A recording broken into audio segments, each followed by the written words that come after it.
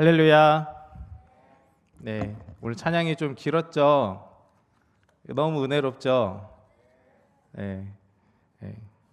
마음에 너무 감동이 있어서 우리 찬양을 길게 했습니다.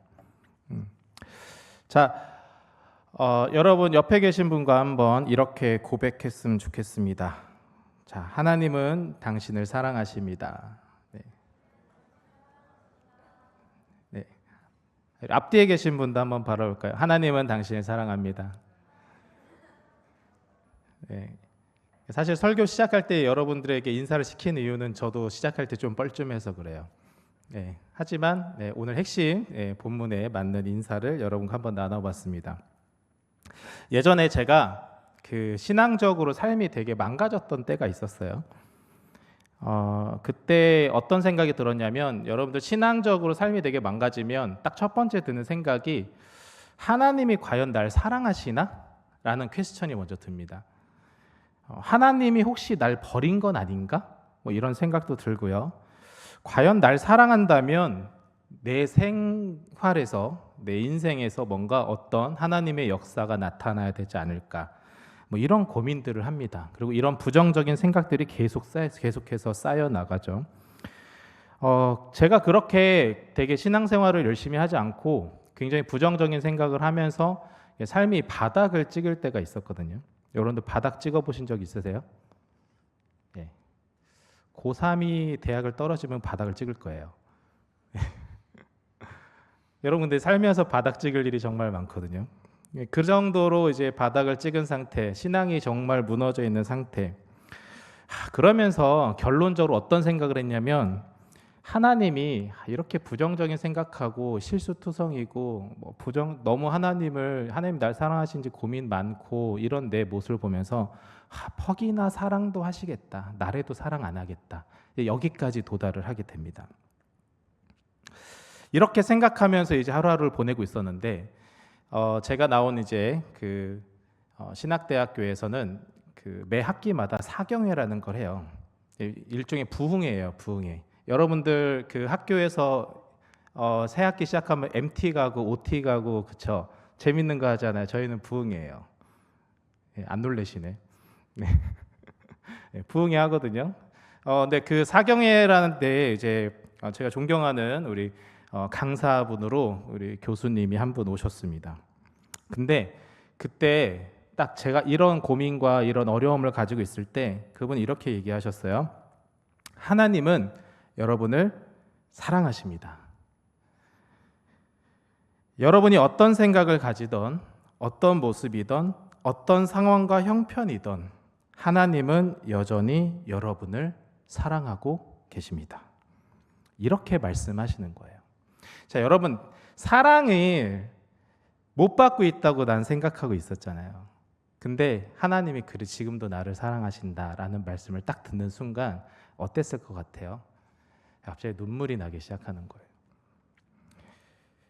저는 딱 그 첫 마디 한마디에, 하나님은 여러분을 사랑합니다라는 말 한마디에 참을 수 없는 눈물이 흘렀습니다. 근데 이거는 사실 하나님이 여러분을 사랑한다라고 이야기해줘서 느낀 게 아니에요. 그냥 나도 모르게 그 순간 하나님의 사랑이 뭔지 설명할 필요도 없이 그냥 느껴졌습니다. 그냥 느껴졌어요. 여러분 이런 경험 해보신 적 있지 않습니까? 이런 경험 한 번쯤 해보셔야 됩니다. 하나님의 사랑이 그냥 느껴지는 것. 오늘 우리가 꼭 붙들어야 되는 말씀이 있어요. 아주 단순하고 신앙의 기초가 되는 진리입니다. 바로 하나님은 영원한 사랑으로 우리를 사랑하신다는 거예요. 우리 다시 한번 옆에 계신 분과 고백해 볼까요? 하나님은 영원한 사랑으로 당신을 사랑합니다. 한번 인사 나눠보세요. 다시 한번. 예. 여러분 중요한 거는 그냥 사랑이 아니에요. 어떤 사랑? 영원한 사랑. 이 말은 우리가 너무 익숙해서 그냥 지나칠 수 있는데 실은 성경에서 이야기하고 있는 가장 놀라운 진리 중 하나입니다. 여러분 우리가 사는 세상을 한번 바라보세요. 사랑 되게 쉽게 고백하고 쉽게 사라집니다. 쉽게 이야기해요. 동시에 굉장히 쉽게 식어버리는 시대를 살아가고 있습니다. 감정이 조금만 흔들려도, 조금만 싸워도, 내 마음이 조금만 상해도 금방 사랑이라는 게 식어버리는 시대에 살고 있어요. 그래서 관계가 어그러지고 마음이 다치고 서로를 향했던 따뜻함이 금방 사라집니다. 그게 이 시대예요. 그런데 하나님의 사랑은요, 이 세상에서 느끼는 그런 사랑이 아니라는 거예요. 언약의 사랑, 영원의 사랑인 것을 오늘 본문을 통해서 우리는 알 수가 있습니다. 여러분, 놀랍게도 오늘 본문 예레미야 31장 3절은 이스라엘에게 가장 어두웠던 순간에 주어진 말씀입니다. 제가 바닥을 쳤을 때처럼요. 이스라엘이 하나님을 순종하고 하나님께 잘하고 있을 때, 신앙생활 정말 잘하고 있을 때 하나님이 너를 사랑한다라고 얘기한 게 아니에요. 완전히 무너져 있을 때 하나님이 이 말씀을 하셨어요. 학자들은 예레미야 30장에서 33장을 이렇게 이야기합니다. 위로의 책이라고. 왜냐하면 이 말씀들이 주어진 때가 이스라엘 백성들이 포로로 끌려가기 직전이었던 거예요. 여러분, 포로로 끌려간다는 게 뭐죠? 모든 것이 무너지고 나라도 끝이 나고 소망이라고는 보이지 않는 바로 그 순간이었습니다. 자, 그런데 하나님이 그때 뭐라고 하세요? 내가 영원한 사랑으로 너를 사랑하기에 인자함으로 너를 이끌었다라고 말씀하십니다. 여러분, 이 말씀이 왜 얼마나 기가 막힌지 아십니까? 이스라엘은요, 하나님을 떠났던 사람들이에요. 우상을 섬겼어요. 하나님 대신에. 언약을 깨고 영적으로 바닥을 친 그런 민족이었습니다. 그런데 그런 백성들에게 지금 하나님은 내 사랑이 변치 않았다고 얘기하고 있어요. 여러분, 이게 진짜 복음이에요. 이게 진짜 기쁜 소식 아닌가요? 우리가 영적으로 바닥을 칠 때 하나님은 우리에게 변치 않는 사랑을 선포하고 계신다니까요. 왜냐하면 하나님은 우리가 뭔가를 잘해서 우리를 사랑하시는 게 아니기 때문에 그렇습니다. 하나님의 본질이 사랑이시기 때문에, 그래서 우리를 지금도 영원히 사랑하고 계신 거죠. 여러분, 오늘 이러한 하나님의 사랑을 느끼는 시간 되시기를 간절히 소망합니다. 아멘. 네. 이스라엘 역사를 한마디로 요약을 하잖아요. 그러면 어떤 역사냐면 순종과 불순종의 역사예요. 이것들이 끊임없이 반복되는 게 이스라엘 역사입니다. 잘 될 때는 하나님께 감사해야 되잖아요. 잘 될 때는 하나님을 잊어버려요. 네. 잘 생각해 보세요. 누구랑 같은지. 누구랑 같은지. 잘 살 때는, 잘 될 때는 하나님을 잊어버려요. 하나님께 감사하는 게 아니라. 근데 조금만 어려우면 그 잊어버린 하나님을 다시 불러옵니다. 그리고 뭐 해요? 원망을 해요. 잘 될 때는 하나님 잊어버리고 잘 안 될 때는 하나님 불러다가 원망을 해요. 자, 조금만 유혹에 있으면 어떻게 해요? 우상에게 눈을 돌립니다. 조금만 시간이 지나면 하나님의 말씀을 그냥 잊어버립니다. 자, 이게 누구랑 비슷해요? 바로 여러분. 부정하시는 느낌이. 절대 쳐다보다. 절대 나는 아니에요. 네? 표정이 우리 현재 모습과 좀 비슷하지 않나요? 우리도 그러지 않습니까? 여론 예배 드릴 때 나 주님만 바라보겠습니다. 주님께 모든 걸 헌신하겠습니다. 오늘 은혜 받고 내가 일주일 동안 하나님 열심히 섬기며 살가겠습니다. 이렇게 고백하다가 1시간만 딱 지나고 여기 예배당 딱 나가는 순간 어떻게 해요? 내 생각에서, 내 삶에서, 내 행동에서 하나님은 안중에 없는 삶을 살잖아요. 솔직히. 아닌가요?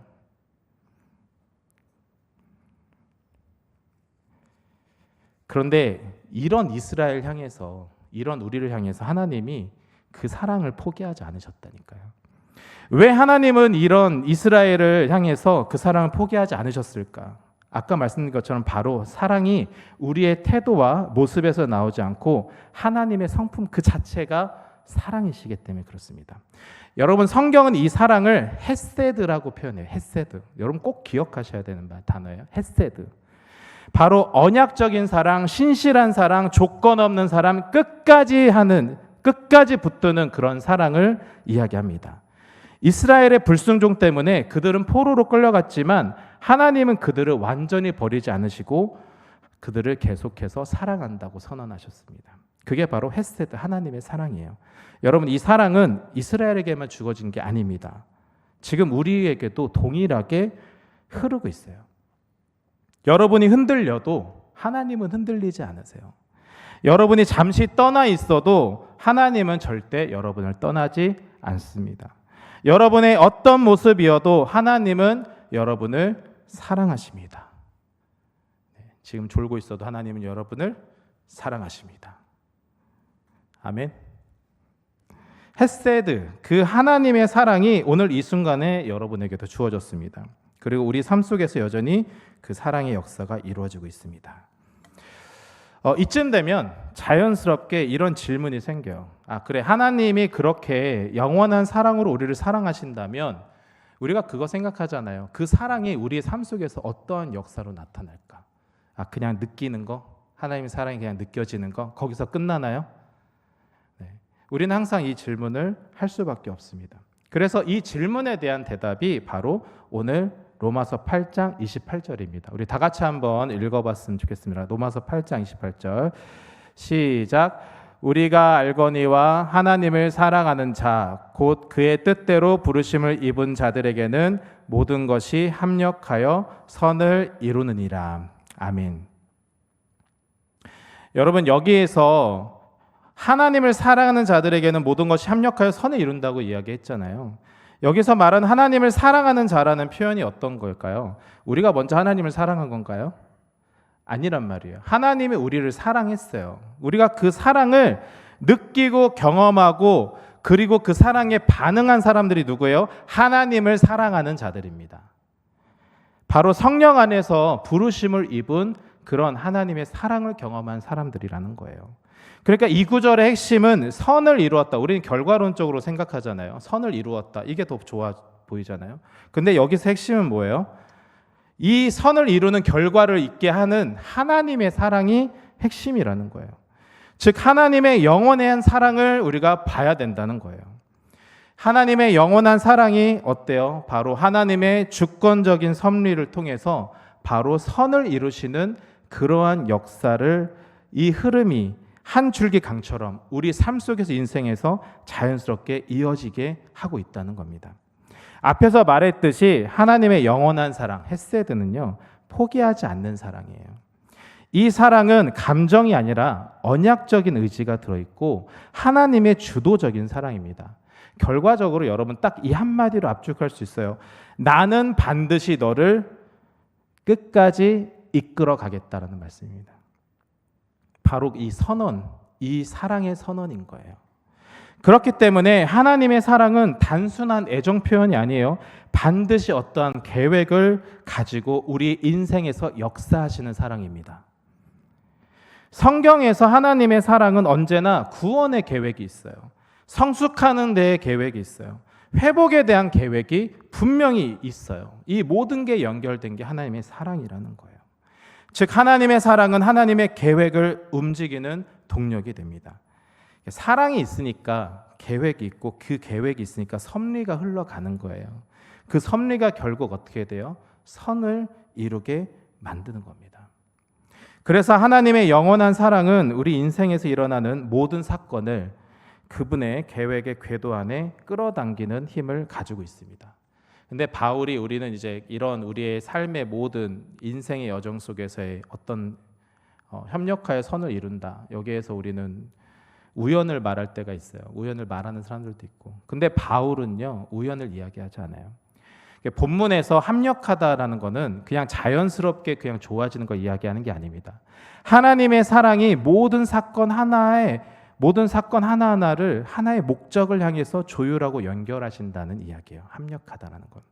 그다음에 여기에 있는 모든 것이라는 단어는 좋은 일들만 있는 게 아닙니다. 잘한 것만 있는 게 아니에요. 실패한 거, 상처 입은 거, 연약한 거, 예상치 못한 일들, 나의 실수까지도 모든 것을 포함합니다.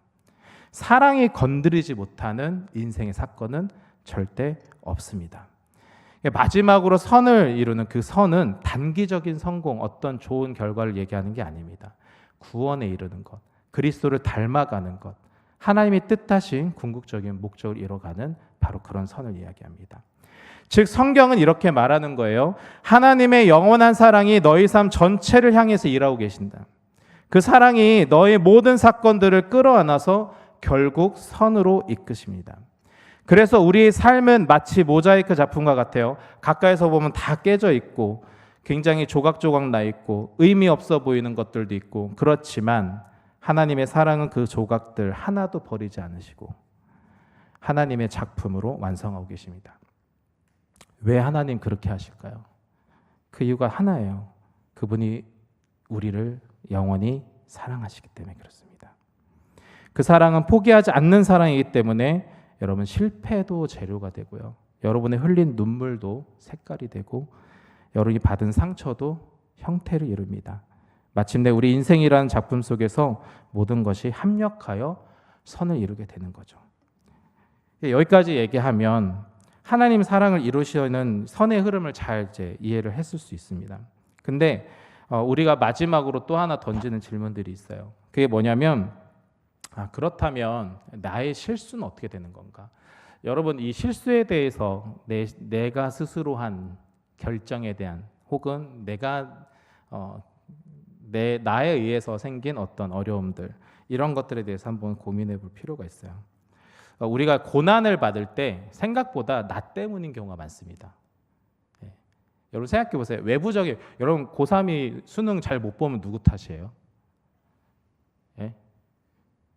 누구 탓이에요? 내 탓이잖아요. 그렇죠? 내가 공부 안 한 실수를 저지르는 거잖아요. 그렇죠? 여러분, 근데 우리가 이런 상황들이 딱 발생하면 결과론적으로 힘든 상황을 겪으면서 이게 굉장히 고난으로 다가와요. 나중에는. 근데 내가 한 실수기 때문에 내 스스로 낙담하고 바닥으로 가는 경우가 많습니다. 여러분, 이런 들 정말 많아요. 그리고 나서 이걸 어떻게 하나님이 내 인생에서 이걸 어떻게 바꾸지? 이걸 어떻게 변화시키지? 이걸 어떻게 치유하시지? 이걸 어떻게 회복시키시지? 이런 고민을 할 수밖에 없습니다. 여러분, 제가 고3 친구들한테 미안한데 수능 얘기했지만요, 여러분 인생을 살면서 수많은 일들이 있습니다. 남녀관계의 문제, 부부관계의 문제, 돈 문제, 여러 가지 여러분들을 경험하면서 살면서 느끼는 바로 이런 어려움들이 있죠. 나 때문에 생긴 일들. 자, 근데 성경 전체가 여러분 재미있게도 실수로 망가질 것처럼 보이는 삶을 하나님의 그런 삶도 하나님의 계획 안에 다 있는 것을 여러분 알 수가 있어요. 성경을 보면 인간의 실수는 언제나 있었습니다. 그렇죠? 아담과 하와부터 시작해서 굉장히 많은 사람들이 실수하고 실패하고 살아가요.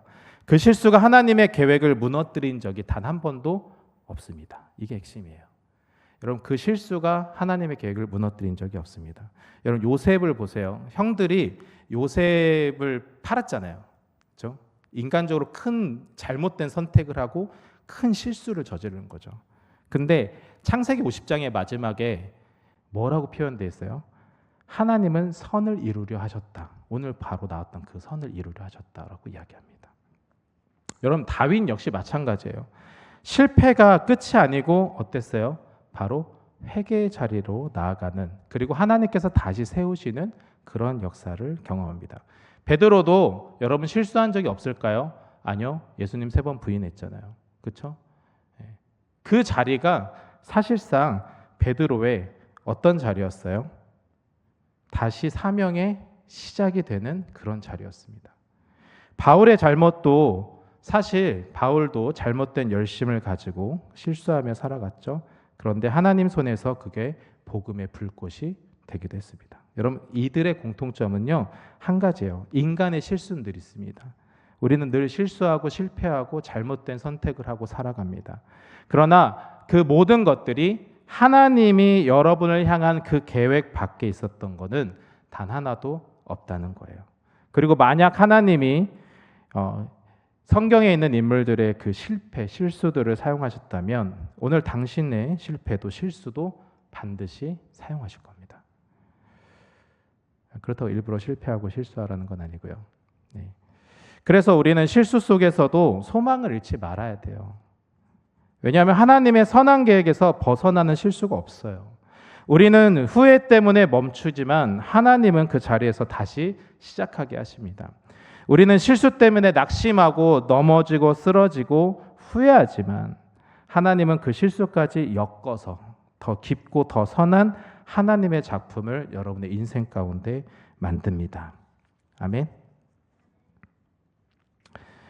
11월 지난주는 이제 감사주일이었잖아요. 이 영원한 사랑을 받고 살아가는 이런 사람들, 우리가 영원한 사랑을 받고 있다라고 느낀다면 우리 하나님께 어떻게 표현해야 될까? 어떤 반응을 해야 될까? 그런 생각을 가끔 하면 좋겠습니다. 여러분, 하나님의 사랑을 받고 있다라는 것에 가장 좋은 반응은요, 감사예요. 감사. 데살로니가전서 5장 18절에 범사에 감사하라라고 말씀하시잖아요. 이 말씀은 상황이 좋아서 감사하라는 게 아닙니다. 하나님이 선하시기 때문에 감사하라는 거예요. 여러분, 사실은 뭐 사진을 찍을 때 보면 이제 렌즈를 바꾸면 똑같은 풍경인데 다르게 느끼잖아요. 그렇죠? 관광 렌즈 쓰면 더 넓게 보여주고 망원 렌즈 쓰면 당겨서 보고, 그렇죠? 필터 바꾸면 색깔 바뀌고. 여러분, 상황이 항상 늘 바뀌는 건 아닙니다. 상황은 그대로예요. 근데 여러분, 무엇이 바뀌어야 돼요? 여러분의 감사하는 그 마음, 그게 바로 사진기의 렌즈 역할을 한다는 거죠. 하나님의 손길이 여러분 감사의 렌즈를 딱 장착하면 보이기 시작할 거예요. 감사할 때 여러분의 눈에 들어오는 게 문제가 아니라 바로 하나님이 될 겁니다. 여러분의 원망의 눈이 감사의 눈으로, 두려움이 믿음의 눈으로, 낙심의 눈이 소망의 눈으로 바뀌게 됩니다. 그래서 여러분, 감사하는 사람들의 특징은 한 가지가 딱 있습니다. 하나님의 사랑을 느끼면 우리가 어떻게 해야 돼요? 감사로 표현해야 되고요. 그런 사람들은 어떤 모습이 보여지냐면 바로 바라보는 대상이 다르다는 거예요. 여러분, 불안하고 사람을 바라보고 실망하게 되고 나 자신을 보면서 낙심하고 그런 모습이 아니라 하나님을 바라보는 삶으로 그분의 사랑을 느끼며 살아가려고 노력을 합니다. 이제 말씀을 한번 정리하도록 하겠습니다. 여러분, 하나님은 영원한 사랑으로 우리를 사랑하고 계십니다. 그 사랑은 변하지도 약해지지도 않고요. 그 사랑은 우리의 실수보다 더 크고 우리의 약함보다 더 깊고 모든 상황보다 더 강합니다. 그 사랑 안에서 하나님은 모든 것을 협력하여 선을 이루십니다. 그러니까 여러분, 우리가 해야 할 일은 정말 단순해요. 바로 그 사랑에 감사하면서 누구만 바라봐요? 주님만 바라보면서 그 사랑 안에 머무는 겁니다. 네, 우리 이 시간 함께 나의 하나님 함께 찬양하시면서 우리 하나님의 영원한 사랑 앞에 그 사랑을 느끼면서 나아가길 간절히 소망합니다. 나의 사랑, 너는 어여쁘고 참 귀하다. 어느 보석보다 귀하다. 내가 사랑스럽지 않을 때 너를 온전히 사랑하고 너와 함께하려 내가 왔노라. 주의 사랑, 주의 사랑, 이 사랑은 결코 변치 않아. 모든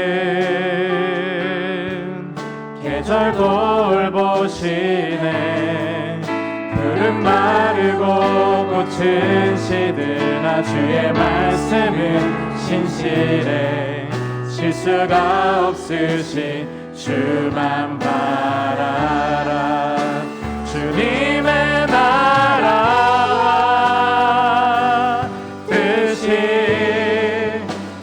나의 삶 속에 임하시며 주님 알기를 주만 보기를 소망해.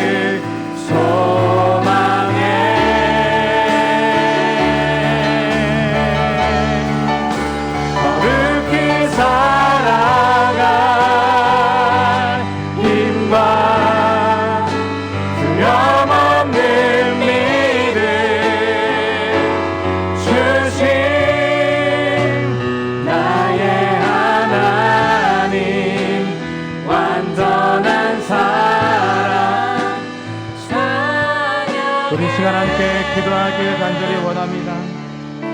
여러분, 우리 상황보다, 감정보다, 나 자신의 모습보다 변하지 않는 하나님의 영원한 사랑을 더 믿는 믿음을 허락해 달라고 시간 기도하기 바랍니다. 우리 인생의 조각들이 아직 이해는 되지 않지만, 실수투성이인 우리의 삶이지만 모든 것이 합력하여 선을 이루시는 하나님을 경험하게 해달라고 이 시간 기도하시길 바랍니다. 주님, 환경을 보면 흔들리고 사람을 보면 지치고 나를 보면 낙심되지만 우리가 주님을 바라볼 때 우리 안에 소망이 일어납니다. 오늘도 온전히 주만 바라보는 마음 허락해 달라고 이 시간 다 같이 기도하길 원합니다. 함께 기도하시며 나아가겠습니다. 살아계셔 역사하신 아버지 하나님, 이 시간 우리가 온전히 나아가길 간절히 소망합니다. 하나님, 우리를 사랑하시는 것 같이 아버지 하나님, 우리가 그 사랑을 경험하고 이 시간 느끼는 시간 되게 하여 주시옵소서. 하나님, 우리가 온전히 하나님께 나아갑니다. 하나님, 우리 인생과 우리 상황과 우리의 형편과 우리의 모습이나 우리의 감정이나 아버지 하나님, 우리의 실수나 상처와 그 모든 것들에서 벗어나서 온전히 하나님의 사랑을 느끼고 그 사랑을 경험하며 아버지 하나님, 그런 삶에도 그런 인생에도 합력하여 선을 이루시는 하나님의 놀라우신 나를 향한 계획을 다시 한번 경험하고 바라볼 수 있는 그런 시간 될 수 있도록 인도하여 주시옵소서. 하나님, 이 시간 환경을 바라보는 것이 아니라, 사람을 바라보는 것이 아니라, 우리 자신을 바라보는 것이 아니라 온전히 주님을 바라보며 하나님의 놀라운 우리의 삶의 계획을 다시 한번 생각하는 시간 되길 원합니다. 아버지 하나님, 하나님의 사랑의 시간에 차고 넘칠 수 있도록 주님 우리 가운데 부어주시고 우리 가운데 인도하여 주시옵소서.